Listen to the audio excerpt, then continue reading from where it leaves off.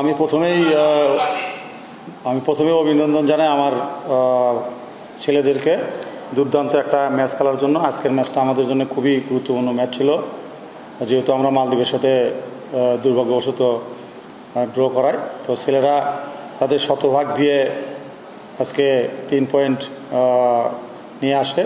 এটা আমার বিশ্বাস ছিল যে ছেলেরা আসলে এটা করতে পারবে, এবং ছেলেরা তাদের দেশপ্রেম থেকে তারা তাদের সর্বোচ্চ দিয়ে খেলে 90 মিনিটস গেম ডমিনেট করেই খেলায় জয়লাভ করে। এখন আমরা ইন্ডিয়া এবং নেপাল এবং শ্রীলঙ্কার ওই গ্রুপের ম্যাচগুলো আমরা দেখে আমরা আমাদের পরিকল্পনা, যে টিমগুলো আসবে আমরা পরিকল্পনা নির্ধারণ করব।